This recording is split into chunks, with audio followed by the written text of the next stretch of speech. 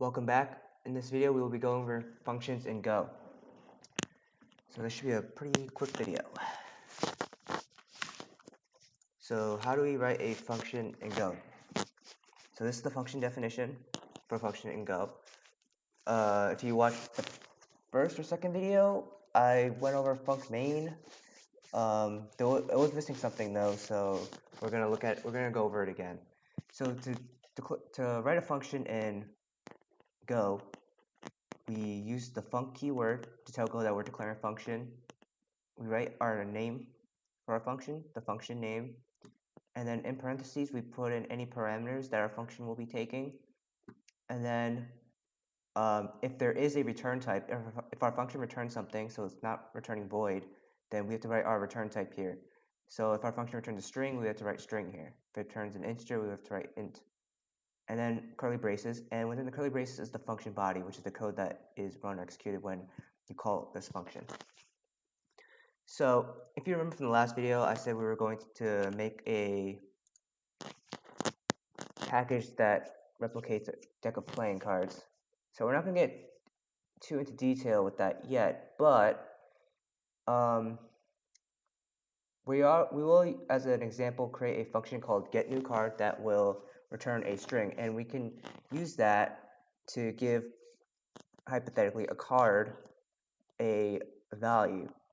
So we can use that string that function returns and assign it to a variable as the value of that so-called playing card, such as 3 of hearts or 2 of diamonds, for example. So I created a new main.go file here. So you're just going to have to go to new file, and then create a new Go file and call it main. So as always, we write package main to declare that this is a executable package, and then import any packages we're going to use in our code. So I'm only going to import FMT so that we can print stuff to the console. And then we need our main function. So under our main function here, we are going to write a function definition for our getNewCard function. So as you saw from the slide, we're going to be following this syntax to create our function. So we write func to declare that we're creating a function here. And then we write our function name. We're going to call it getNewCard. And then we have parentheses and put in any parameters that our function has. But since our function will not be taking any parameters, we can just leave it blank. And then we have to write our return type for our function. And our function, we're going to return a string, so just write string, and then curly braces, and then whatever code is executed in here. So since we're not going to do any logic here, we're just going to return a hard-coded string here. So we're just going to use 3 of hearts, for example. So if you want your function to return something, you just write return like in any other programming language. And then since we're returning a string, we have to return a string. So we will return 3 of hearts and save our file. So now we just create a function called getNewCard that returns a string and it has no parameters. And our function just returns this hard-coded string 3 of hearts. Now, to call our function, I am going to create a new variable. If you watched the previous video, then you'll know already how to create a variable. So I'm going to create a variable called myCard, and I'm going to assign it the value of the string returned by our function we just created, getNewCard. Save that. So what I just did here is I created a new variable called myCard, a string variable, and I gave it the value of the string returned by this function call, which is 3 of hearts. So if I were to print this variable to the console, save that. Right, so I'm in the current directory where my Go file is at, and I type in Go run main.go. You can see 3 of hearts gets printed. And now if I change this return here to say, let's say ace of spades, and I rerun our file here, now I get ace of spades printed out. So we're obviously gonna be creating a much better function that has logic in it to create our deck of cards and not some hard-coded string values. But that's just an example of how you would create a function. And yeah, so anyway, now I'll, just for practice and looking at it again, this time we'll write a function that returns an integer instead of a string. And so let's just create a function that calculates the area of a circle. So to do that, like the other function, func, and let's call our function calc area of circle. And I also want to show an example because now we're actually going to take some parameters in our function. So what we need to calculate the area of a circle, we should probably all know that, is area equals pi r squared. So the only really variable here we really need is the radius of our circle. So we'll take one parameter and we're going to take it as a whole number, and we'll just call that parameter radius. So I'll use r short for radius and say that this parameter has to be a integer 32 type. And our function returns a float 64, let's say.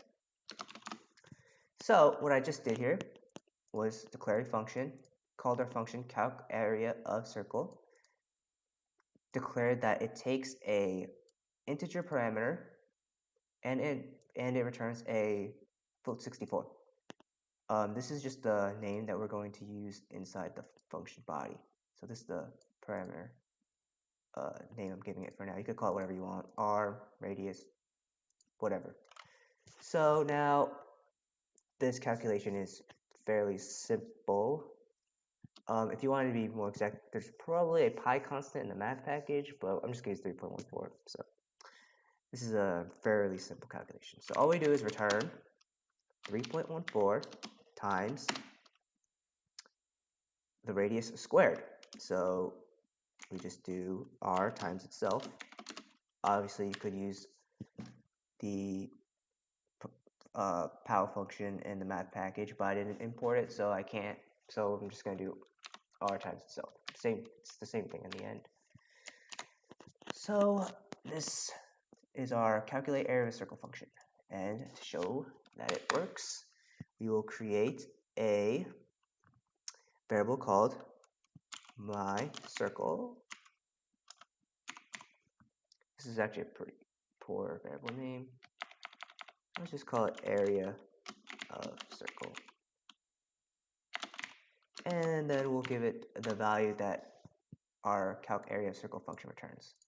So we call our function, and we pass, and it requires a integer 32 parameter here.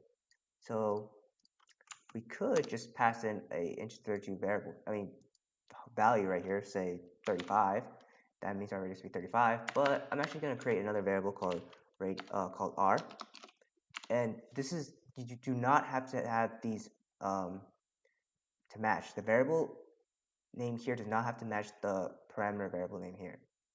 I'm just calling it that because that's kind of convention in Go to have short characters. Just one letter variable names. So I'm going to give it the value of, let's just say the radius is 5.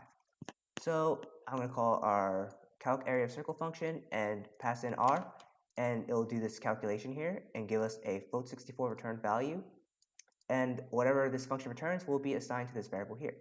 So I'm going to print this value that gets returned, print line, area of circle, save that, and let's run our file. I missed something here. Cannot use blah blah blah. Okay. Yeah, if you watched the previous video, they're not the same type, so I can't do this multiplication here. So what I have to do is cast this radius to a float. Otherwise, I could have just changed this data type here. Actually, that makes more sense to change this to a 64 float. And now it should work.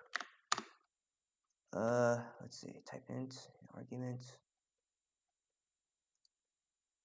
So I wrote 5. This Go is inferring that this is going to be an integer. So when I pass it into here, it's passed as an integer, which does not equal float64. So what I have to do is do 5.0.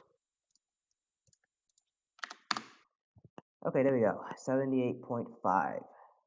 And that sounds about right. 25 times 3.14. Yep, that sounds about right.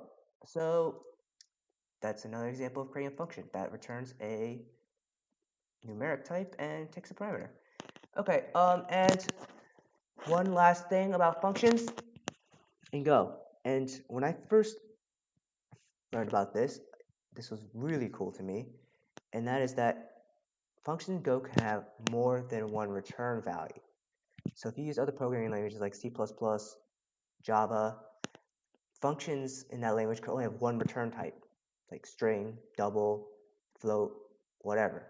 But in Go, you can actually have 2, 3, 4, as many return types as you want, or as many return types as you want. So as an example, I'm going to write a function that returns 2 values. So hypothetically speaking, let's assume we had a function that gets the temperature readings of some temperature measure hardware that's connected outside. So let's say that we have some kind of hardware that reads the ambient temperature, and then we have a function that gets that temperature reading, and it returns it in Celsius and Fahrenheit.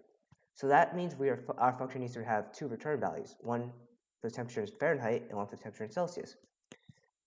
So to do that, we write func, and then let's say get temp reading. We won't take any parameters here, but now for the return type, before we just wrote our return type, float64 for example. This time we have to put it in parentheses since we have multiple return types, and we're going to return 2 float32s here. And then we do the curly braces. And I'm just going to hard code some return values here because we don't technically, this is just a hypothetical situation. So let's say it would return, okay, oh, and let's assume this is the first return is the Fahrenheit and this is Celsius. So it would return, let's say 32 degrees Fahrenheit, and 32 degrees Fahrenheit converted to Celsius is 0, so it would just return 32 and 0. And to show that that works, I'm going to create 2 variables, F and C. F for Fahrenheit, C for Celsius. And I'll assign it to return values of this function. So I'm going to call the function get temp reading. And now, if I print this, FC, and I call my function, you can see that 32 and 0 is printed. Now, let's make it even more interesting. Let's have 3 return values. Let's now return the temperature in Fahrenheit, Celsius, and in Kelvin. So the Kelvin will be the last return here. And 32 degrees Fahrenheit in Kelvin is 273.15, I believe. So now this function returns 3 variables. So I can add another variable here actually, and we'll call it K, Kelvin. So I save that. Now when we run it again, let's see, K is not declared. Did I not declare it? Oh, wait, what? Oh, K is declared not used. Oh, okay. Yeah, so if you declare a variable and you don't use it in Go, it'll give you a warning. So since I didn't use anything, or I didn't use the K variable we have here for anything, it gave me a warning. So if I put it in here, it should be fine. Okay. See, now we print 32 for the temperature in Fahrenheit, 0 for the temperature in Celsius, and 273.15 for the temperature in Kelvin. So this is how you write a function in Go. You write func, function name, parameters, return type, and this is how you would write a multi-return function if you want to return 2 values or 3 values, or even 4 values. You can add another one here if you want to go crazy with it. So thanks for watching, and see you in the next video.